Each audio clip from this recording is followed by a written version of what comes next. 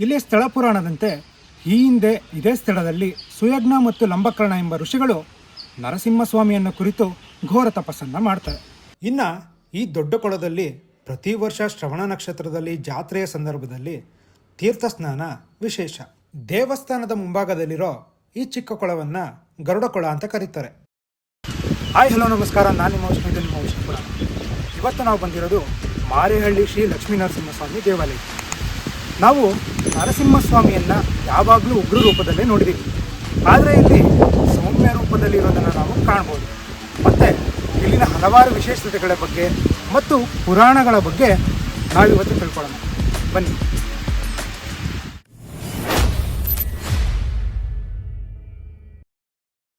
ಕರ್ನಾಟಕದ ಮಂಡ್ಯ ಜಿಲ್ಲೆಯಲ್ಲಿ ಹಲವು ಧಾರ್ಮಿಕ ಮಹತ್ವವಿರುವ ಕ್ಷೇತ್ರಗಳನ್ನು, ದೇವಾಲಯಗಳನ್ನು ನೋಡಬಹುದಾಗಿದೆ. ಇಲ್ಲಿ ವಿಷ್ಣು ಅವತಾರವಾದಂತಹ ನರಸಿಂಹದೇವರಿಗೆ ಮುಡಿಪಾದ ಕೆಲವು ಪ್ರಮುಖವಾದ ದೇವಾಲಯಗಳಿದೆ. ಅಂತಹ ದೇವಾಲಯಗಳ ಪೈಕಿ ಮಳವಳ್ಳಿ ತಾಲೂಕಿನಿಂದ 2 ಕಿಲೋಮೀಟರ್ ದೂರದಲ್ಲಿರೋ ಈ ಮಾರೇಹಳ್ಳಿಯ ಶ್ರೀ ಲಕ್ಷ್ಮೀ ನರಸಿಂಹಸ್ವಾಮಿಯ ದೇವಾಲಯ ಕೂಡ ಒಂದಾಗಿದೆ. ಇನ್ನು ಈ ದೇವಾಲಯದ ವಿಷಯಕ್ಕೆ ಬರೋದಾದರೆ, ಇದು 10ನೇ ಶತಮಾನದಲ್ಲಿ ನಿರ್ಮಿತವಾಗಿರುವ ದೇವಾಲಯ. ಹಾಗೆ ಸುಮಾರು 1200 ವರ್ಷಗಳಷ್ಟು ಶ್ರೀಮಂತ ಇತಿಹಾಸ ಹೊಂದಿರುವ ಈ ದೇವಾಲಯವು 1ನೇ ರಾಜರಾಜ ಚೋಳನಿಂದ ನವೀಕರಣಗೊಂಡಿದೆ ಎಂದು ಇತಿಹಾಸದಿಂದ ತಿಳಿದು ಬರುತ್ತದೆ. ದೇವಾಲಯದ ಆವರಣದಲ್ಲಿ ಅಮೃತೇಶ್ವರ ದೇವಾಲಯವನ್ನು ನೋಡಬಹುದಾಗಿದೆ. ಇದು ಕೂಡ ಹಲವಾರು ಸಮರ್ಪಿತ ಭಕ್ತರನ್ನು ಒಳಗೊಂಡಿದೆ. ದೇವಾಲಯದ ಪ್ರವೇಶ ದ್ವಾರದಲ್ಲಿ ಎರಡೂ ಬದಿಯಲ್ಲಿ 2 ಮಂಟಪಗಳಿವೆ.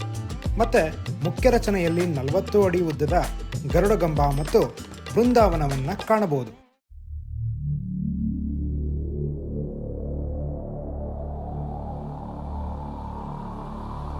ಅಮೃತೇಶ್ವರನ ಹೊರತಾಗಿ ದೇವಾಲಯದ ಎಡಭಾಗದಲ್ಲಿ ಆಂಜನೇಯ ಸ್ವಾಮಿ ದೇವಾಲಯ ಮತ್ತು ಮುಖ್ಯ ದ್ವಾರದಲ್ಲಿ ಗಣೇಶ ದೇವಾಲಯವು ನೆಲೆಗೊಂಡಿದೆ. ದೇವಾಲಯದ ವಾಸ್ತುಶಿಲ್ಪ ಮತ್ತು ವಿನ್ಯಾಸವು ವೈಷ್ಣವರ ಸಂಪ್ರದಾಯಗಳನ್ನು ಪ್ರತಿಬಿಂಬಿಸುತ್ತದೆ.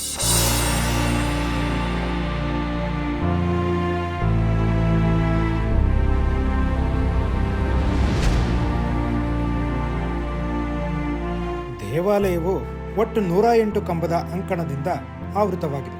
ಲಕ್ಷ್ಮೀ ನರಸಿಂಹಸ್ವಾಮಿಯನ್ನು ಹೊರತುಪಡಿಸಿ ಭೂದೇವಿ ಮತ್ತು ನೀಲಾದೇವಿಯನ್ನ ಇಲ್ಲಿ ಪೂಜಿಸುತ್ತಾರೆ. ಇಲ್ಲಿ ಸ್ಥಳ ಪುರಾಣದಂತೆ ಈ ಹಿಂದೆ ಇದೇ ಸ್ಥಳದಲ್ಲಿ ಸುಯಜ್ಞ ಮತ್ತು ಲಂಬಕರ್ಣ ಎಂಬ ಋಷಿಗಳು ನರಸಿಂಹಸ್ವಾಮಿಯನ್ನು ಕುರಿತು ಘೋರ ತಪಸ್ಸನ್ನು ಮಾಡ್ತಾರೆ. ನಂತರ ನರಸಿಂಹಸ್ವಾಮಿಯು ಇವರ ಭಕ್ತಿಗೆ ಮೆಚ್ಚಿ ಇವರ ಇಷ್ಟಾರ್ಥಗಳನ್ನು ಈಡೇರಿಸಿ ನಂತರ ಇದೇ ಸ್ಥಳದಲ್ಲಿ ಲಕ್ಷ್ಮೀ ಸಮೇತರಾಗಿ ನೆಲೆಸ್ತೀವಿ ಅಂತ ಹೇಳಿ ಅದೃಶ್ಯರಾಗ್ತಾರೆ. ಹೀಗಾಗಿ ಇಲ್ಲಿ ನರಸಿಂಹಸ್ವಾಮಿಯು ಲಕ್ಷ್ಮೀ ಸಮೇತರಾಗಿ ನೆಲೆಸಿದ್ದು ದರ್ಶನ ಕೋರಿ ಬರುವ ಭಕ್ತರನ್ನ ಅರಸುತ್ತಿದ್ದಾರೆ. ಇನ್ನೊಂದು ವಿಶೇಷತೆ ಏನಂದ್ರೆ, ಲಕ್ಷ್ಮಿಯ ಪಾದ ಕಮಲಗಳಲ್ಲಿ ಅಮೃತ ಕಲಶವಿದ್ದು ಇಲ್ಲಿಗೆ ಬರುವ ಭಕ್ತರು ಭಕ್ತಿಯಿಂದ ಬೇಡಿ ಪ್ರಾರ್ಥಿಸಿದರೆ ಅವರ ಎಲ್ಲ ಇಷ್ಟಾರ್ಥಗಳು ಸಿದ್ಧಿಸುತ್ತವೆ ಎನ್ನಲಾಗುತ್ತದೆ. ಈ ದೇವಸ್ಥಾನವು ಗಂಗರ ಕಾಲದಲ್ಲಿ ಆದದ್ದು. ಮೂಲ ಇರತಕ್ಕಂತಹ ಪ್ರಾಕಾರ ಬಿಟ್ಟು ಉಳಿದ ಹಳೆ ದೇವಸ್ಥಾನ ಅಷ್ಟಿತ್ತು. ಉಳಿದ ದೇವಸ್ಥಾನವನ್ನು 10ನೇ ಶತಮಾನದಲ್ಲಿ ರಾಜರಾಜ ದಂಡೆಗೆ ಬಂದಾಗ ಗಂಗನನ್ನು ಸೋಲಿಸ್ತಾನೆ. ಆವಾಗ ತಮಿಳುನಾಡಿಗೆ ಸೇರ್ಕೊಳ್ತಿದ್ದು, ಆವಾಗ ಇದನ್ನೆಲ್ಲ ಕಟ್ತಾರೆ ಅಂತ ಹೇಳ್ತಾ ಇದ್ದಾರೆ. ಅದಕ್ಕೆ ತಮಿಳು ಶಾಸನವಿದೆ. ತುಂಬ ಪ್ರಸಿದ್ಧವಾದಂಥ ದೇವಸ್ಥಾನ. ಇಲ್ಲಿ ಹರಕೆಗಳನ್ನು ಬಿಟ್ಕೊಡ್ತಾರೆ. ಭಕ್ತಾದಿಗಳು ಅವರ ಕೆಲಸಗಳಾದಮೇಲೆ ಬಂದು ಹರಕೆಗಳನ್ನು ತೀರಿಸ್ತಾರೆ. ಲಕ್ಷಾಂತರ ಜನ ಭಕ್ತರು ರಥೋತ್ಸವ ನಡೆಯುತ್ತೆ, ಉತ್ಸವಾದಿಗಳು ನಡೆಯುತ್ತೆ. ಕಲ್ಯಾಣೋತ್ಸವ, ಗರುಡೋತ್ಸವ, ಹನುಮಂತೋತ್ಸವ, ಗಜವಾಹನ, ಅಶ್ವವಾಹನ ಎಲ್ಲವೂ ಕೂಡ ನಡೆಯುತ್ತೆ. ಇಲ್ಲಿ ಪುರಾಣ ಪ್ರಸಿದ್ಧವಾದಂತಹ ದೇವಸ್ಥಾನ. ಮದುವೆ ಕಾರ್ಯಗಳು ನಡೆಯುತ್ತೆ. ಅನೇಕ ಭಕ್ತರು ಇಲ್ಲಿ ಬಂದು ತಮ್ಮ ಹರಕೆಗಳನ್ನು ತೀರಿಸಿಕೊಂಡು ತಮ್ಮ ಇಷ್ಟಾರ್ಥಗಳನ್ನು ನೆರವೇರಿಸಿಕೊಂಡು ಹೋಗ್ತಾ ಇದ್ದಾರೆ. ಇದು ಗಜಾರಣ್ಯ ಕ್ಷೇತ್ರ ಆಗಿದ್ದಂತೆ. ಇಲ್ಲಿ ಆನೆಗಳನ್ನು ಹಿಡಿಯೋದಕ್ಕೆ ಆನೆಗುಂಡಿ ಸಹ ಕೂಡ ಪಕ್ಕದಲ್ಲೇ ಇದೆ. ಮುಂಚೆ ಇಲ್ಲಿ ಒಂದು ಗ್ರಾಮ ಇತ್ತು. ನಂತರ ಋಷಿಯ ಶಾಪದಿಂದ ಗ್ರಾಮಸ್ಥರಿಗೆ ಹಲವಾರು ಕಷ್ಟಗಳು ಉಂಟಾಗಿ ಎಲ್ಲ ಜನರು ಈ ಸ್ಥಳವನ್ನು ಬಿಟ್ಟು ಬೇರೆಡೆಗೆ ಸ್ಥಳಾಂತರಗೊಂಡ್ರಂತೆ. ಇಲ್ಲಿ ಗ್ರಾಮ ಇತ್ತು ಅನ್ನೋದಕ್ಕೆ ಹಲವಾರು ಕುರುಹುಗಳು ಸಹ ಸಿಕ್ಕಿದೆ ಅಂತ ಹೇಳ್ತಾರೆ. ಇಲ್ಲಿನ ವಿಶೇಷತೆ ಏನಂದರೆ, ದೇವರಿಗೆ ಮಾಡುವ ವಿಶೇಷವಾದ ಅರಿಶಿನ ಅಲಂಕಾರ. ಈ ಸಂದರ್ಭದಲ್ಲಿ ದೇವರ ರೂಪ ವಯಸ್ಸಾದ ರೀತಿಯಲ್ಲಿ ಕಾಣಿಸೋದ್ರಿಂದ ಇಲ್ಲಿಯ ಜನರು ದೇವರನ್ನ ಮಾರೇಹಳ್ಳಿ ಮುದುಕಪ್ಪ ಅಂತ ಕರೀತಾರೆ. ಭಕ್ತಾದಿಗಳು ಹರಕೆಯನ್ನು ಹೊತ್ತು ನೆರವೇರಿದ ಸಂದರ್ಭದಲ್ಲಿ ಅರಿಶಿನದ ಅಲಂಕಾರ ಮಾಡಿಸೋದು ವಿಶೇಷ. ದೇವರಿಗೆ ಅಭಿಷೇಕದ ಸಂದರ್ಭದಲ್ಲಿ ಬಿಸಿ ನೀರಿನಿಂದಲೇ ಸ್ನಾನ ಮಾಡಿಸ್ತಾರಂತೆ. ಹಾಗೆ ಇಲ್ಲಿ ತುಂಬ ಮದುವೆಗಳು ನೆರವೇರ್ತವಂತೆ.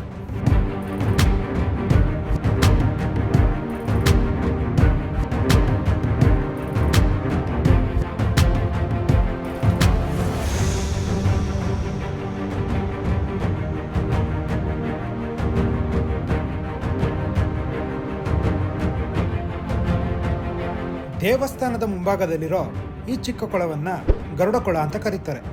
ನೀರಿನ ತಳಭಾಗದಲ್ಲಿ ಗರುಡನ ವಿಗ್ರಹ ಇದೆಯಂತೆ. ನೀರು ಖಾಲಿಯಾದ ಸಂದರ್ಭದಲ್ಲಿ ಗರುಡನ ವಿಗ್ರಹ ಕಾಣುತ್ತಂತೆ. ಇನ್ನು ಈ ದೊಡ್ಡ ಕೊಳದಲ್ಲಿ ಪ್ರತಿ ವರ್ಷ ಶ್ರವಣ ನಕ್ಷತ್ರದಲ್ಲಿ ಜಾತ್ರೆಯ ಸಂದರ್ಭದಲ್ಲಿ ತೀರ್ಥ ಸ್ನಾನ ವಿಶೇಷ. ದೇವರ ಶಟಾರಿ ಮುಳುಗಿಸೋ ಸಂದರ್ಭದಲ್ಲಿ ಗರುಡ ಬಂದು ಮುಳುಗಿ 3 ಪ್ರದಕ್ಷಿಣೆ ಮಾಡುತ್ತಂತೆ. ನಂತರವೇ ಎಲ್ಲರೂ ತೀರ್ಥ ಸ್ನಾನ ಮಾಡೋದು ವಾಡಿಕೆ. ನೀವೇನಾದರೂ ಪ್ರಶಾಂತವಾದ ಸ್ಥಳಕ್ಕೆ ಹಾಗೂ ನರಸಿಂಹಸ್ವಾಮಿಯ ದೇವಸ್ಥಾನಕ್ಕೆ ಭೇಟಿ ಕೊಡಬೇಕು ಅಂದ್ಕೊಂಡಿದ್ರೆ ಈ ಸ್ಥಳಕ್ಕೆ ಖಂಡಿತವಾಗಿಯೂ ಭೇಟಿ ಕೊಡ್ಬೋದು.